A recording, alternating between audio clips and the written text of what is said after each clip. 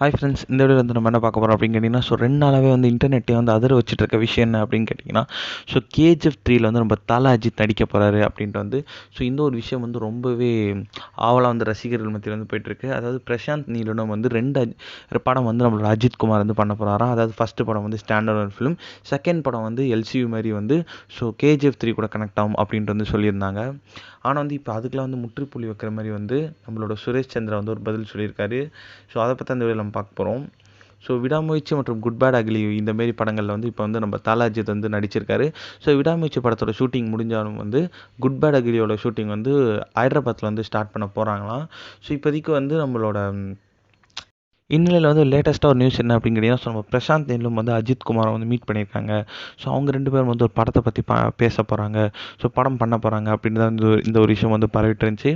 ஆனால் வந்து இப்போ வந்து அதற்கெல்லாம் வந்து முற்றுப்புள்ளி வைக்கிற மாதிரி சுரேஷ் சந்திரா வந்து ஒரு விஷயத்த சொல்லியிருக்காரு. பிரசாந்த் நீலும் அஜித் குமாரும் வந்து ஒரு நல்ல நண்பர்கள். அவங்க வந்து 2 பேருமே வந்து ஒரு ஃப்ரெண்ட்ஸ் மீட்டப் மாதிரி தான் பண்ணியிருந்தாங்க. படத்துக்கான எந்த ஒரு அறிகுறியும் வந்து இவங்க 2 பேரும் திரைப்படத்தில் ஜாயின் பண்ணுறதுக்கான எந்த ஒரு அறிகுறியும் வந்து அவங்கக்கிட்ட இல்லை. கண்டிப்பாக வந்து இவங்க 2 பேரும் வந்து படம் பண்ணுறதுக்கு அந்தளவுக்கு வாய்ப்பே இல்லை. இது வந்து ஒரு ஜஸ்ட் ஒரு ஃப்ரெண்ட்ஷிப் மீட் தான் அப்படின்ட்டு வந்து அவர் வந்து இந்த வதந்திக்கு எல்லாருக்குமே வந்து ஒரு முற்றுப்புள்ளி வச்சிருக்காரு.